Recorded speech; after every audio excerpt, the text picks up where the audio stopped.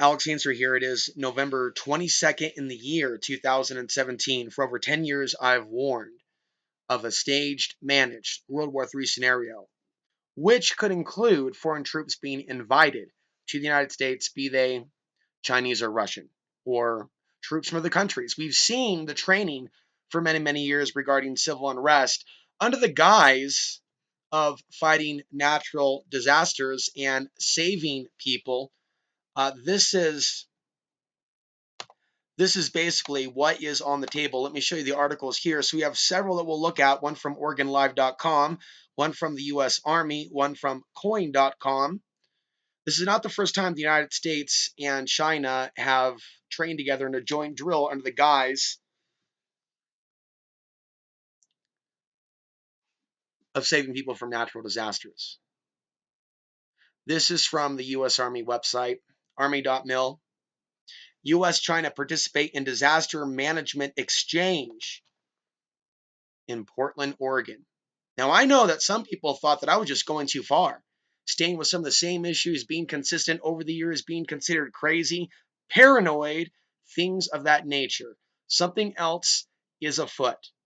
We're going deeper into debt. Part of the agreements for us to go deeper into debt, I suspect, are these drills in which China is getting all the exercise that it needs to get to the United States.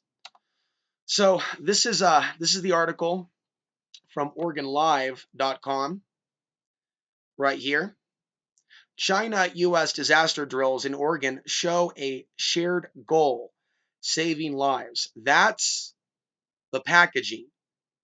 Sure, the United States and China, hey, they're getting along. Yes, but what if the agenda is to keep control of the people while they manufacture conflicts amongst the people while the real elite wine and dine, and they do it in your face? Those that have been voted into power do it in our face, whether it be a governor in Oregon or a president of the United States of the past, the present, or the future. They prepare for war down below on the ground while they have a unified agreement in space. But despite all our wealth, despite all these things, our nation's now turning to China. Now look at where they're training. They're training in Oregon. How long have I been warning about the West Coast being an entry point, some of these areas, in particular in Oregon, where there's not going to be much opposition, or a situation where they're invited in to quell some sort of resistance. We know how they can marginalize people from certain parts of the world as terrorists, and now we're seeing what they're doing to the Americans. So this is from November 18th, just a few days ago. And they are training at Camp Rilea, or something to that effect. Camp Rilea, Armed Forces Training Center near Warrington. Okay? So we have a general from China, a senior Chinese commander in Oregon. Says the disaster exercises evolved from academic discussions to boots on the ground in the last few years. I've also made mention, and it's also in Fourth Worst Rising, that bit that I did in 2012 regarding Chinese police training in League City, Texas, which is just outside of Houston. What ties that region to this region, Oregon? Both of them are coastal. Both of them can be accessed by People's Liberation Army ships. People have been downplaying the Chinese power and military for a long, long time. Even the U.S. technology transfers. It's really just a joke to a lot of people. They're still, thinking with their 2001, 2002 brains. China's already invaded us. Look at Walmart. These people don't know what invasion is. These people don't know what an invasion is if they're saying that we've already been invaded. I'm talking about something that's being planned for the United States to take the fall. That's why Trump was selected. And that's what people on the left and the right don't understand, because they have a block.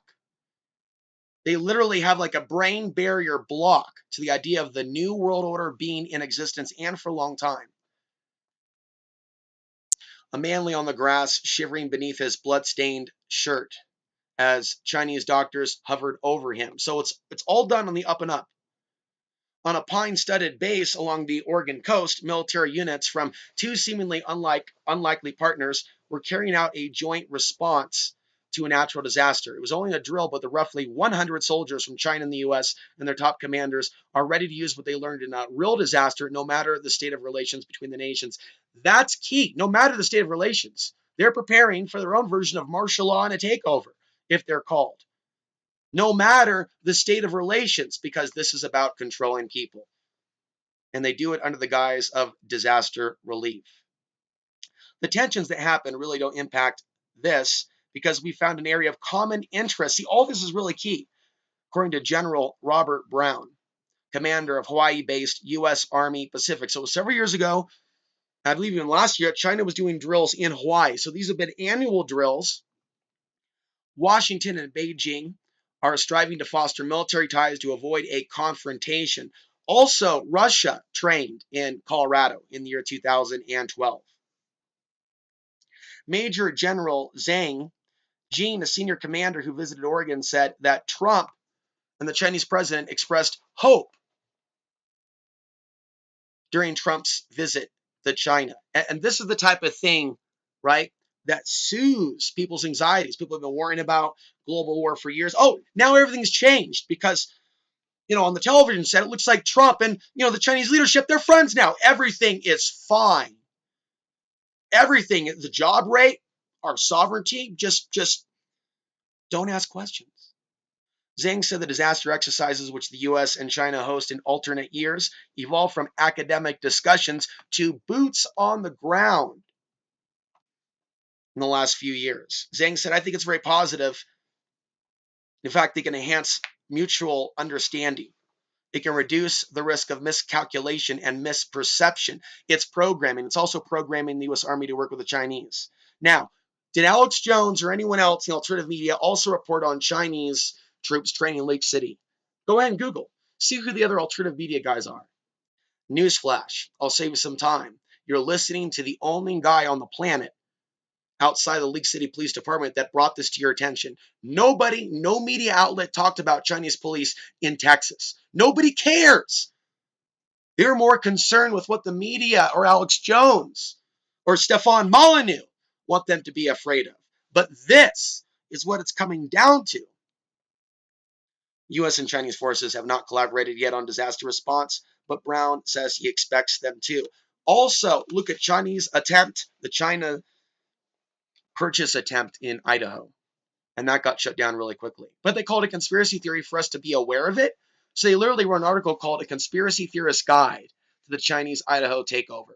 A real slap in the face to anyone actually concerned about American national sovereignty. This is real nationalism. This is real sovereignty. A lot of the other stuff that you think is nationalism and sovereignty and about putting Americans first is BS. We have the resources. This country has the money. It does not need to turn to the People's Liberation Army for help. This is a sign that what I've warned you about, those things that have been laughed at, are real. In just a few days, I'll be visiting some of the most at-risk places in California. In the recent drill, the soldiers practiced responding to a massive flood. The skills could also help in an earthquake as they used a large drill to practice pulling out survivors from a collapsed building. So you see, people get all worried about drills if it seems like false flagging or, like the Las Vegas shooting. When it comes to this type of drill, it's all good. They're working together. So people are selective with the things that they're quote unquote concerned about. Without a doubt, China has a role to play in the fake news distribution. And so there is a massive link between Facebook, Twitter, and China. And I believe that the tech giants are giving the Chinese government information about the American people. This is not stuff that you're hearing from anybody in the independent media.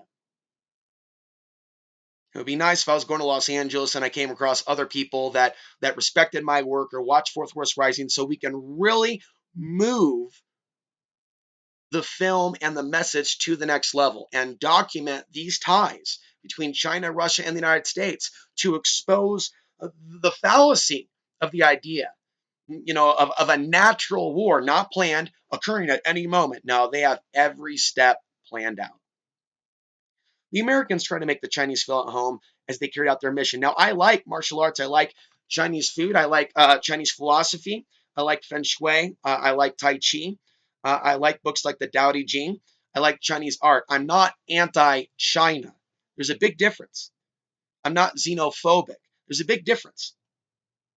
This is about national sovereignty in a day and age where they have distracted people about the real geopolitical threats. An American soldier described what they were, spelling elk for a Chinese journalist. Among the unusual sights for the Chinese was a herd of elk. A main difference, here they are propping up the Chinese. A main difference in how the Chinese soldiers operate from the Americans is that they have more patience. Mark my words, they'll demonize even the U.S. military despite the war crimes, only to prop up militaries like the Chinese PLA as well as Russia. Oh, look what the United States has done. Oh, look at China and Russia. They're angels. Yeah, go ahead. Take another puff off that crack pipe. How's it taste? There's a lot of Americans ignorant about Russian history and what they've done to the Afghan people. A lot of people are just celebrating the idea of genocide, thinking that this somehow is like a good thought to put out to the universe when America literally is in the crosshairs. A team of 4 Chinese and American medics work on a U.S. soldier lying on the grass. Now, don't forget about the super soldiers. Don't forget about the advanced military program. So, imagine a situation where the U.S. and China, at least on paper, decide to go to war. China would already have all the information that they need regarding where to go, entry points, and there would be a fair amount of programming, again, if they're invited, for the U.S. Army to be okay with it. They're there to help quell the resistance. They're there to help evacuate. They're there to help with the earthquake. U.S. trying to participate in disaster management exchange in Portland. I mean, do you realize how significant this is? Did you see the article about Guam? China was doing practice flyovers over Guam. Did you know that for years I was really passionate about talking about Top Off 4? That's right. Some of you know what I mean. Where Portland, Guam, and Phoenix were all targets in a drill. Now, it was a tabletop exercise. Here we have that same word phrase mentioned here. Top Off 4 is what it was called. But Vigilant Shield is the drill they didn't want me to ask about to the press. FEMA wouldn't give me any answers. Watch my Top Off 4 coverage. Perhaps they'll do a re-edit. Watch Fourth Course Rising. They want to distract. Oh, no. Al-Qaeda is the threat. No. It was about preparing Portland for a lockdown situation during a time of war where multiple U.S. territories were struck.